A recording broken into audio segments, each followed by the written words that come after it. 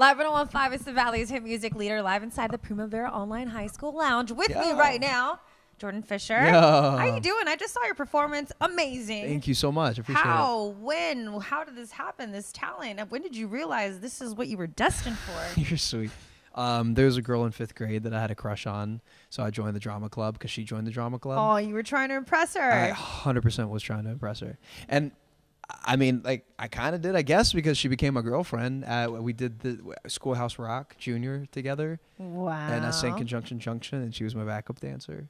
And she became my girlfriend. Like, it's a thing. It's a thing. Hashtag but, relationship you're sweet. goals. No, I appreciate that. I don't know. I mean, I've loved it for a really long time. You know, gymnastics was really kind of all I knew. And then one day I got bit by the bug, and I loved art. I loved, you know, you fell in love with theater and music and dance, and everything.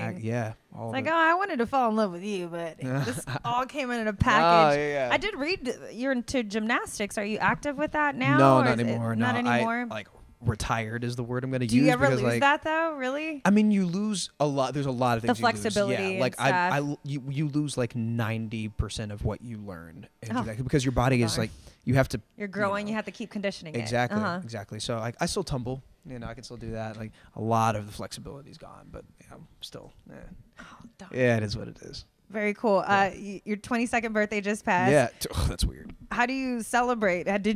Were you able to celebrate? I know you were on this radio run. Yeah, kind of. Is I there mean, like a special meal you were looking forward to? my family and my friends and cocktails and, like, you know, my dog and sports. Like, that's, you know, my birthday happens during playoffs every year, you know, during first round, and it's a blast because Even better because you're a fan. I'm a huge NBA fan. So yeah, it helps. Who you know, are to you have going that. for? That's a dumb question. I mean, I think I kind of know. I'm sure you do. I'm obsessed with Steph Curry. Who isn't though? Even if you're not into basketball, I think you're obsessed with him. Here's the reasons why. I mean, I love him obviously for what he does for the sport. It's amazing. Like, he has absolutely broken so many barriers and given so many kids that, you know, are on the shorter end, you know, hope and dreams, and, you know, like, it keeps all of those things alive because he is what? He's 6'2", 6'3", guard, you know, point guard, and I'm all nodding. I don't know. yes, he's the face of the NBA. But, like, what I love about him so much is that and like the family value. That's that part, the thing. That's what you see a lot. That's what I love. Like, he's out right now. He's out for 2 weeks because he hurt himself. You know,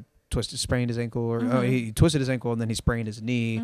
But watching him yesterday on the bench was more exciting than watching any other game that was on yesterday. Like, watching him champion his team and lead his team and have a blast doing it, having his family that, like, he's a champion on and off court, and I respect that so much.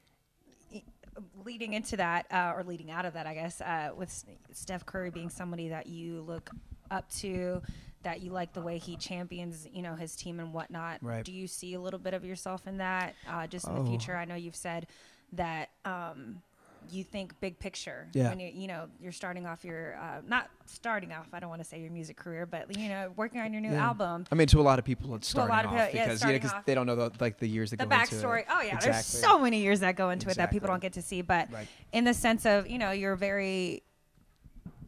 it's very important to you to see the big picture in things. Absolutely. So where do you see yourself in 10 years championing your team into something? Yeah, I mean, married with a family. I want a big family, and I want you know. Did I say 5 years or 10 years? You see yourself married in 5 years already? 5 years, 10 years. You said 10 years. Good for you. You said 10 years. Okay, 10 years is fair. Yeah. 32. All right. Yeah. I give you that. I said 5 years. I was like, whoa. We'll see. Maybe Who knows? if she shows up, like, brother ain't Why gonna not? fight it.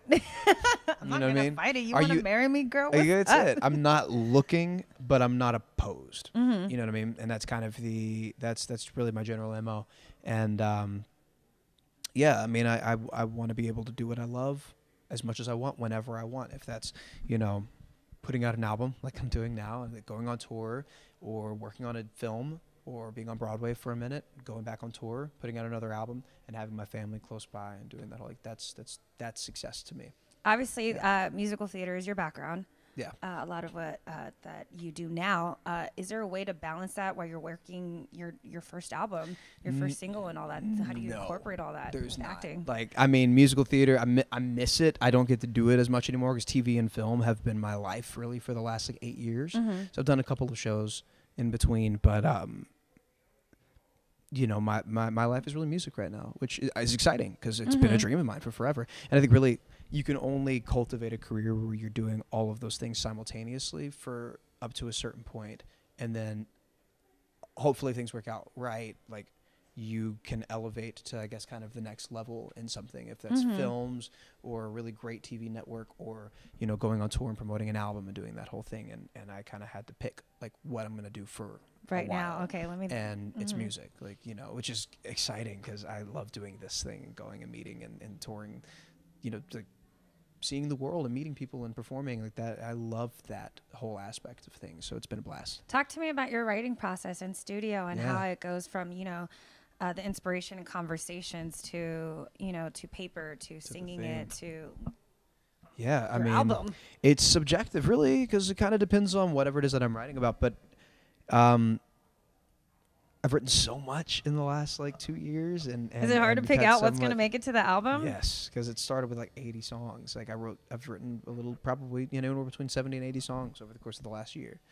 and that has to go from 80 to 50 to 30 to 20 to 15, and then you still have to take 2 more songs off and, like, you know, get that first album. You know, and I'm excited because I feel like I have that perfect, you know, kind of amalgamation of who I am. Like we were talking about earlier, like the first album has to be so many things, but it especially has to show people who you are and what you do and your influences and so on and so forth. And I feel like we have those 13, and I'm stoked about it. You're there. Is that my song playing on the radio? That's your song playing on the radio right now. Do you hear that? On Live 101.5? Your song is playing right now on Live 101.5. That's crazy. That's insane. That's so cool. It's crazy. Every time you hear it, it doesn't get old, it's right? Like it's like people are listening to that right now. That's crazy. I like that I'm here. That's crazy. You freak out. This is awesome. I hold back tears. It's should we throw insane. a party? Yes, we should. We absolutely should. Pillow fight, hit me with the pillow. That's great. I don't know. I thought that was Yeah, Maxwell's being music teacher. I mean, the first time listening to this woman's work, I was like, oh God, I feel so sorry. I'm hearing this song. It's okay. It's okay. Jordin Fisher right now is at the Paper Bear Online High School Lounge. Thank you so much for stopping by. Thank you so much. With your song together.